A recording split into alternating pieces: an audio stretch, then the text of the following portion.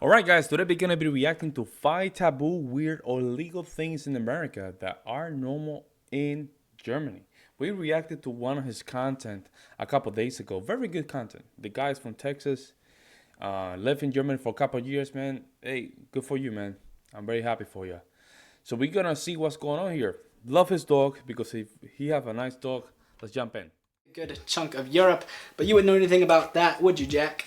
He's from the Asian Pacific, so everything I'm going to be talking about today is based entirely on my own experiences, having lived briefly here in Germany and living here in America. All right, let's get started. All right, so first thing on the list is going to be the drinking age. So in 1984, U.S. Congress passed the National Minimum Drinking Age Act, which coerced states to raise their drinking age to the infamous 21, and did so by threatening to take away a portion of a given state's federal highway funding. As you're perhaps familiar, all states eventually complied. Crossing the Atlantic, however, in Germany, you can drink beer and wine at the age of 16 and spirits at 18. So big cultural difference there to begin with, but what I found particularly interesting was that at age 14, you can drink beer and wine with the consent of a parent or guardian. I mean, 14 compared to 21, that's a 7-year difference. It's kind of crazy. Same. Also, it was my astute observation that drinking in Germany, well, at least the consumption of beer, was much more of a cultural thing, while I feel in the US, it's more of a market and lacks that particular... That's a good point. That's a good point. So in Europe, it's more a cultural thing. United States, we're still in the I would like to call it like ignorant phase. That makes sense, right? Like partying phase. So yeah, that's style that Germany has. Like, we don't have purity laws, and for the most part, our mainstream beer is, well, no more than yellow tinted water. Yep. Not that I would know, of course. So fun fact about me, I had never alcoholed prior to coming to Germany, and my first beer ever was a Kolsch in the city of Bonn.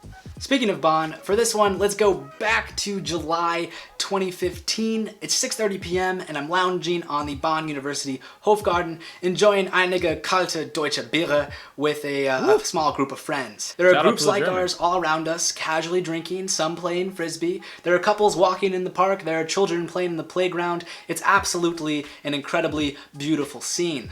Unfortunately, not one you'll ever likely see in a public place in the US. Yeah. Why not, you ask?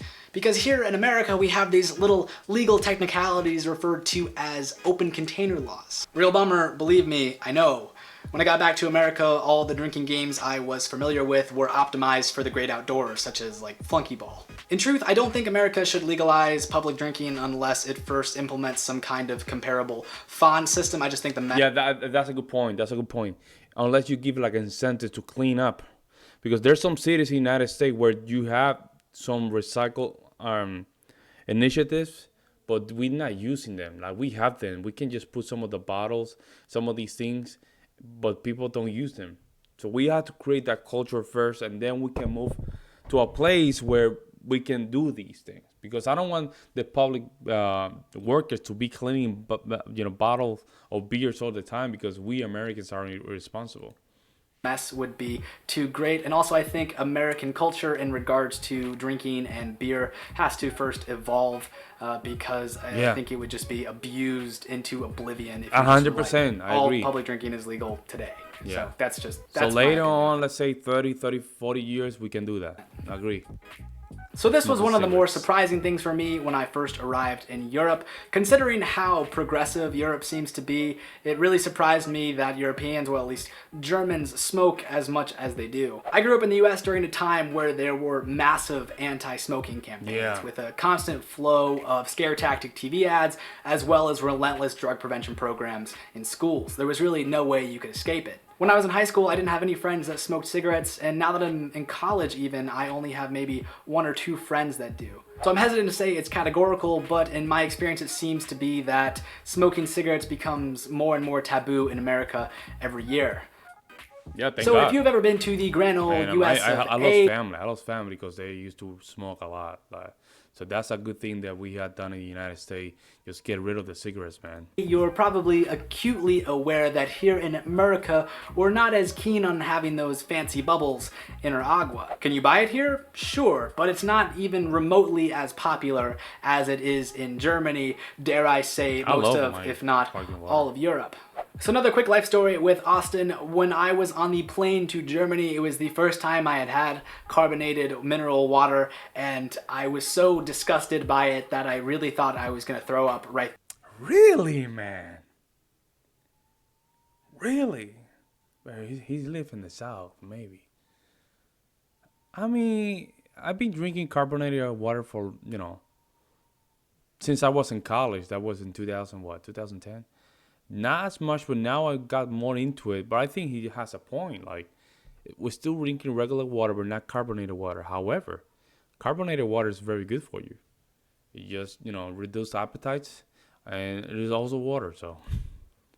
There in my seat. However, by the end of the year, or like shortly after getting there, really, I tried it more and I really started to like Yeah. it. And by the end of the year, I even preferred it to that regular old boring still water that nobody likes except for people in America. Fork and knife. So, in America, it's proper etiquette to keep the fork in one's dominant hand, then pick up the knife, then switch the knife in Yep. the fork when the necessity to perform a culinary incision or cut arises. After living in Germany for a year, I find this method of doing things to be highly impractical. I much prefer the German persuasion of keeping the knife in the dominant hand and the fork in the other hand and then just doing Just it that do it way. right there, right? Interestingly enough, I still use my silverware the way you fine folks in the land of beer and bread do. One could even argue it's a habit that I brought back from Germany. Nice, man. Alright folks, well that ends at least the That's first nice, half that's nice. of this list. I hope you learned something, of course, if you Hey, didn't. man, and- shout out to the dude, man. I like him. He's a very sincere dude. I like him. I do that. I just switch my fork to my left hand and have my and have my. Wait a minute. Yeah. So you switch your fork to your left hand and have your knife in the right hand, right? And you hold your meat or your piece of food and you just slide it. That's what he said. Let me see. So, in America, it's proper etiquette to keep the fork in one's dominant hand, then pick up the knife, then switch the knife in the fork when the necessity to perform a culinary incision Oh, I see. or cut arises. After living in Germany for a year, just I pick it up. find this method of doing things to be highly impractical. True. I much prefer the German persuasion of keeping the knife in the dominant hand and the fork in the other. Yeah, it's true. You know what's crazy? It's true. That's insane. Like every time that I pick up my fork, right, and I have my knife, I tend to switch it and then do it like that. Interesting. I never noticed that.